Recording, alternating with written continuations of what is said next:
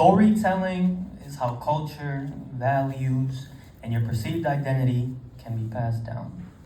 It's call and response, and though the delivery can take on many different forms, the most vital aspect of storytelling is its ability to make you or someone else feel something. Our DNA, sometimes unbeknownst to us, gives us and tells us stories.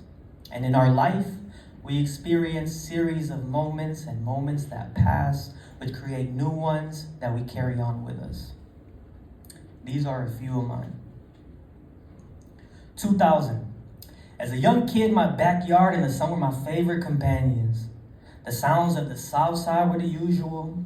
Rushing police cars or ambulances, older kids walking around with nothing to do, and paleteros and corn vendors sounding their horn, hoping to entice people to spend the few dollars they had left in their pocket. When it was time to come inside, my father was already home. I never saw him in the mornings. He was always at work by the time I woke up, so seeing him in the evening was nice. The muscles he had were forged by years of hard labor, worn into him like the grooves of a well-used tool. Shadows clung beneath his eyes, heavy bags that he carried on a daily basis. He'd come home carrying the scent of metal and sweat, the heavy perfume of the foundry. His smell was comforting, and I wanted to be like my dad, even if it meant wearing a different kind of tired than the one that he wore. 2003. My summers were spent at my grandma's, where cigarette smoke filled the aroma of the house and beans were always on the stove.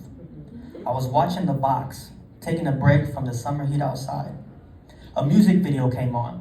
He looked so cool, so I started listening. This shit was powerful. The words were profound, and the choir-like chorus lifted my spirit. The song made me feel stronger and filled the space within my chest. This morning, I woke up feeling brand new, and I jumped up feeling my highs and my lows and my soul and my goals. The video ended. The credits appeared on the lower left-hand side of the screen. His name was one that I couldn't even pronounce at the time. Talib Kweli. 2005. Our field was an uneven road that kicked up dust every time the ball bounced on the sun-beaten pavement. The goals were created by trash collected off the street, which we placed about 6 feet from the curb so as to stretch into the middle of the road.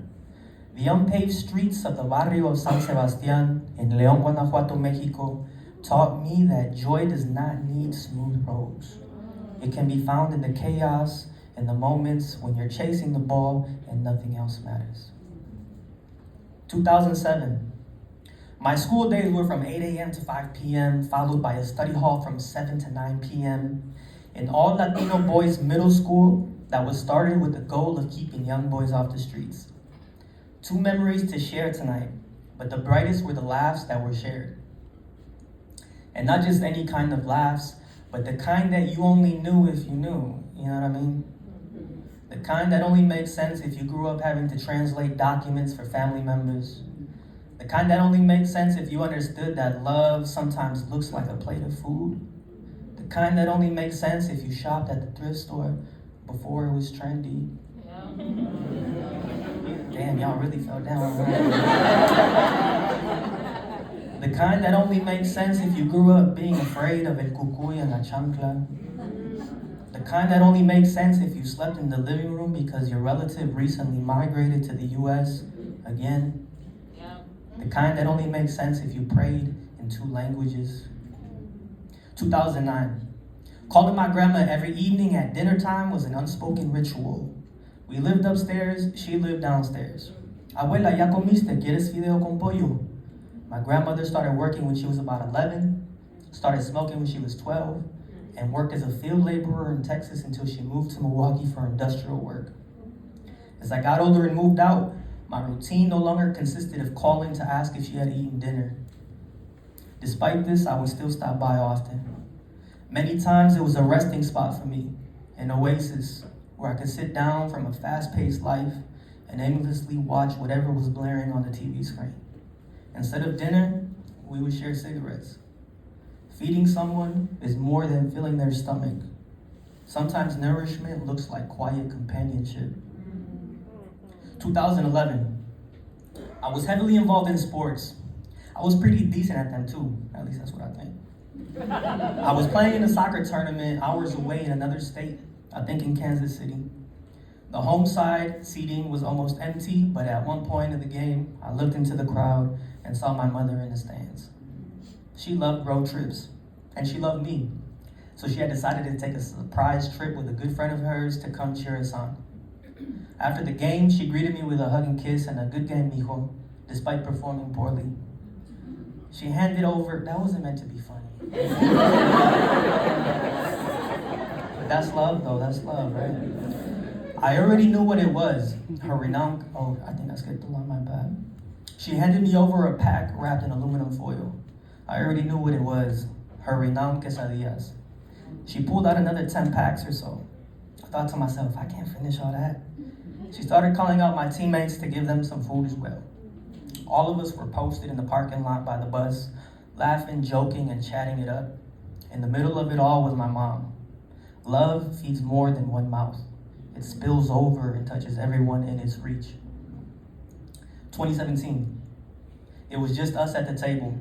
Dinner again. Nothing special, nothing new. My roommate was a fast eater, so he finished before I did. We usually never waited for each other to finish before leaving the table, but this time he did. Yo, I'm sorry, bro. I was confused. Bracing myself is something I did not know about. I'm sorry for not being there as much as I think I should have. My mom had passed about 6 months earlier. The year that followed was a blur, and a range of emotions consumed me daily. He shared that he didn't know how to react, how to be there for me, how to show up for me, if he wanted me to carry on as his normal upbeat self, or follow my lead and sit with me in my quiet. I needed this. His honesty found a part of me that I had almost forgotten. We hugged and said I love you to each other. 2021. The air buzzed with house music and possibility. There was this gorgeous woman who I had known for a good while. I mean, fine as hell. We had met before, talked, messaged, but always surface level, always respectful. The timing was never right, until it was. That night, we both planned to meet up at a house party. We met and talked, but the majority of the night was spent dancing to house music, sharing in our love for music and movement. We barely even touched on the dance floor, but our souls were synced. The rhythm pulled us together and our steps became silent conversations. It was as if our feet were tracing the path it took for us to meet at this very moment.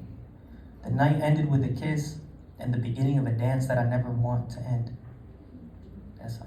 Thank y'all.